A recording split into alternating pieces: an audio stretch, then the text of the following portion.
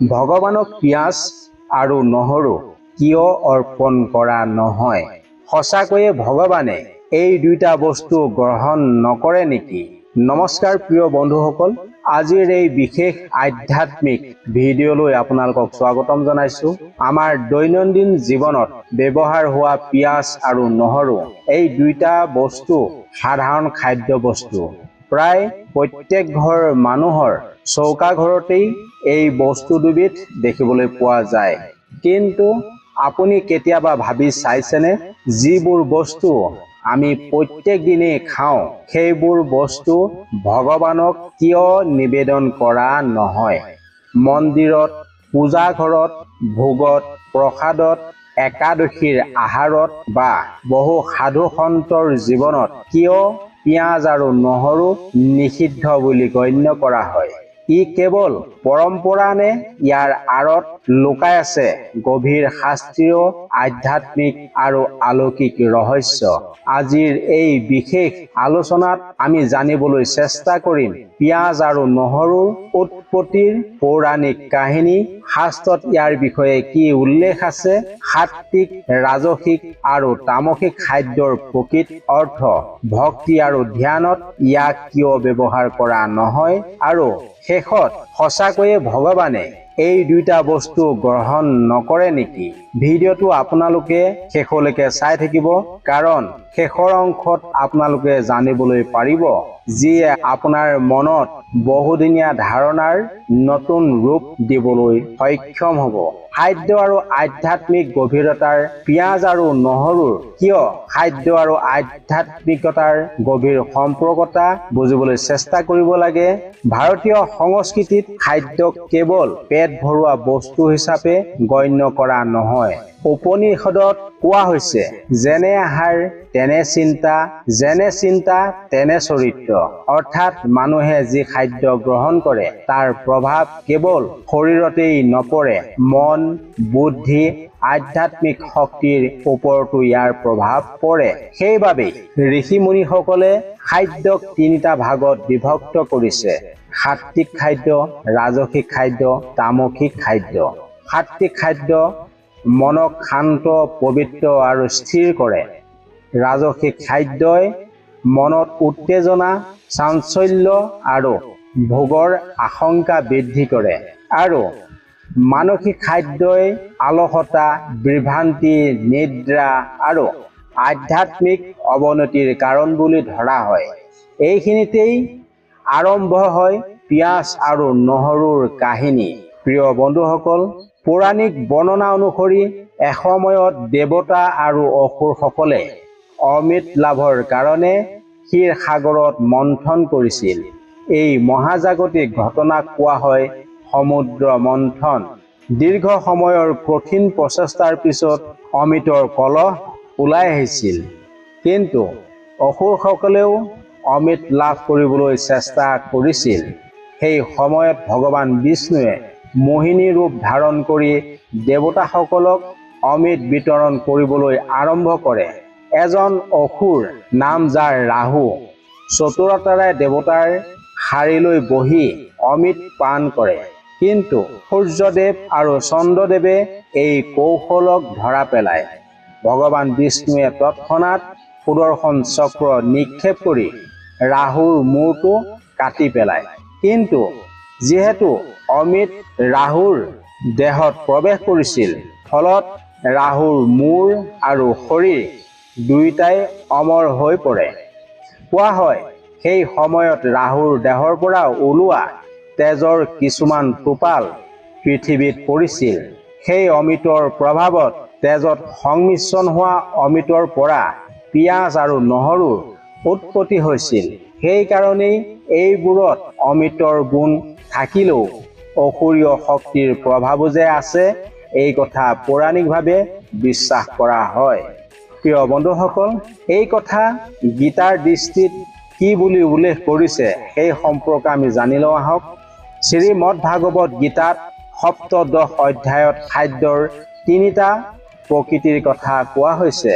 সাত্বিক খাদ্য, যাৰ দ্বাৰা আয়ুস, শক্তি, স্বাস্থ্য আৰু আনন্দৰ বৃদ্ধি কৰে। ৰাজসিক খাদ্যৰ দ্বাৰা অতি টেঙা, তিতা, জাল আৰু উত্তেজনাৰ সৃষ্টি কৰে। তামসিক খাদ্যৰ দ্বাৰা বেছি পচা, দূষিত বা মানসিক অন্ধকাৰ বৃদ্ধি কৰায়। যদিও গীতাত পিঁয়াজ আৰু নহৰু নাম স্পষ্টকৈ উল্লেখ কৰা নাই, বহু বৈষ্ণৱ আৰু যোগিক পৰম্পৰাই ইয়াক তামসিক বা ৰাজসিক খাদ্যৰ অন্তৰ্গত বুলি ধৰা হৈছে। কাৰণ এইবোৰেই আমাৰ দেহৰ ইন্দ্ৰিয় উত্তেজনা বৃদ্ধি কৰে বুলি বিশ্বাস কৰা হয়। যোগশাস্ত্ৰৰ ব্যাখ্যা অনুসৰি মানুহৰ শৰীৰত 7টা শক্তি কেন্দ্ৰ থাকে, যাক চক্ৰ বুলি কোৱা হয়। ধ্যান, জপ, সাধনা আৰু ঈশ্বৰৰ চিন্তনৰ সময়ত মন সম্পূৰ্ণ স্থিৰ হোৱাটোৰ প্ৰয়োজন। পিঁয়াজ আৰু নহৰু খালে মানুহৰ মন অধিক সক্ৰিয় হয়, ইন্দ্ৰিয় জাগ্ৰত হয়, কামনা আৰু ভোগবিলাসৰ চিন্তা বৃদ্ধি পায়। সেইবাবে বহু যোগী, সন্ন্যাসী আৰু সাধকসকলে এই খাদ্য এৰাই চলে। তেওঁলোকৰ মতে আধ্যাত্মিক উন্নতিৰ বাবে মনৰ সূক্ষ্মতা অতি প্ৰয়োজন। প্ৰিয় বন্ধুসকল, মন্দিৰৰ ভোগত পিঁয়াজ আৰু নহৰু কিয় ব্যৱহাৰ নহয়, এই কথা যদি আমি নাজানো, তেতিয়াহ'লে নিশ্চয় জানিবলৈ আমি চেষ্টা কৰিব লাগে। হিন্দু ধৰ্মত বহু মন্দিৰত ভোগ সদায় সাত্বিক পদ্ধতিৰে প্ৰস্তুত কৰা হয়।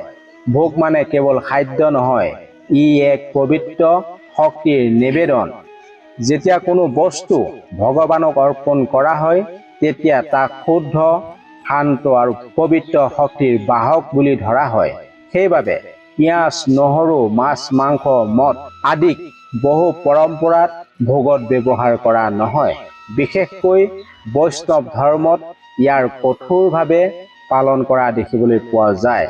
আয়ুৰ্বেদে নহৰু পিঁয়াজৰ সম্পৰ্কে কি কথা উল্লেখ কৰিছে? আয়ুৰ্বেদৰ মতে নহৰু বহু ঔষধি গুণেৰে ভৰপূৰ। ৰক্তচাপ নিয়ন্ত্ৰণৰ ক্ষেত্ৰত, হৃদযন্ত্ৰৰ উন্নতিৰ ক্ষেত্ৰত, ৰোগ প্ৰতিৰোধ ক্ষমতাৰ ক্ষেত্ৰত পিঁয়াজেও বহু স্বাস্থ্যৰ উপকাৰ আনে। গতিকে আয়ুৰ্বেদে এইবোৰ সম্পূৰ্ণ বেয়া বুলি কোৱা নাই যদিও বহু চিকিৎসাৰ ক্ষেত্ৰত ইয়াৰ বিশেষ মূল্য দেখিবলৈ পোৱা যায়। কিন্তু আধ্যাত্মিক সাধনা আৰু চিকিৎসা দুয়োটাই বেলেগ বেলেগ বস্তু। যি বস্তু শৰীৰৰ বাবে উপকাৰী, সেয়া সকলো সময়তে সাধনাৰ বাবে উপযোগী নহবও পাৰে। ভাৰতৰ সকলো হিন্দু সম্প্ৰদায়ে একে নিয়ম অনুসৰণ নকৰে। বৈষ্ণৱ পৰম্পৰাত পিঁয়াজ, নহৰু নিষিদ্ধ, কিন্তু বহু শাক্ত পৰম্পৰাত ইয়াৰ ওপৰত একে ধৰণৰ বাধা নাই। কিছুমান মন্দিৰত এই বিষয়ত ভিন্ন নিয়ম দেখিবলৈ পোৱা যায়। ইয়াৰ অৰ্থ হৈছে ধৰ্মীয় আচাৰ বহু ক্ষেত্ৰত পৰম্পৰা, অঞ্চল আৰু সম্প্ৰদায় ভেদে পৃথক হয়। বহু সাধুৰ জীৱনীতো উল্লেখ আছে যে গভীৰ ধ্যানৰ আগতে কেতিয়াও পিঁয়াজ আৰু নহৰু তেওঁলোকে ব্যৱহাৰ নকৰিছিল। তেওঁলোকে বিশ্বাস ৰাখিছিল এই খাদ্যই মনক বহিমুখী কৰে আৰু সাধনাৰ লক্ষ্য হৈছে মনক অন্তৰ্মুখী কৰা। সেইবাবে সাধুসকলে পবিত্ৰতা ৰক্ষাৰ বাবে বিশেষ খাদ্য নীতি অনুসৰণ কৰিছিল। যদিও এই দাবীসমূহ আধুনিক বিজ্ঞানে সম্পূৰ্ণৰূপে প্ৰমাণ কৰা নাই, তথাপিও আধ্যাত্মিক জগতত ইয়াৰ গভীৰ বিশ্বাস বিদ্যমান। এতিয়া আটাইতকৈ গুৰুত্বপূৰ্ণ প্ৰশ্নটো হৈছে, সঁচাকৈয়ে ভগৱানে নহৰু আৰু পিঁয়াজ গ্ৰহণ নকৰে নেকি? ভগৱানে সঁচাকৈয়ে পিঁয়াজ আৰু নহৰু গ্ৰহণ কৰাত কি পৰামৰ্শ আগবঢ়াইছে? হিন্দু দৰ্শনৰ মূল শিক্ষা হৈছে ঈশ্বৰৰ বস্তুতকৈ ভক্তিৰ মূল্য অধিক দেখিবলৈ পোৱা যায়।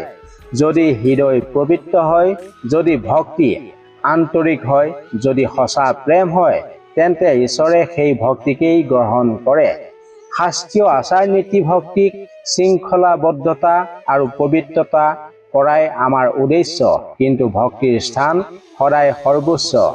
প্ৰিয় বন্ধুসকল, আজি আলোচনাৰ পৰা আমি জানিলো পিঁয়াজ আৰু নহৰু নিষিদ্ধ হোৱাৰ বিষয়টো কেৱল খাদ্যৰ বিষয় নহয়, ই আধ্যাত্মিকতা, পৌৰাণিক কাহিনী, যোগশাস্ত্ৰ আৰু সাধনাৰ সৈতে জড়িত এক গভীৰ বিষয়।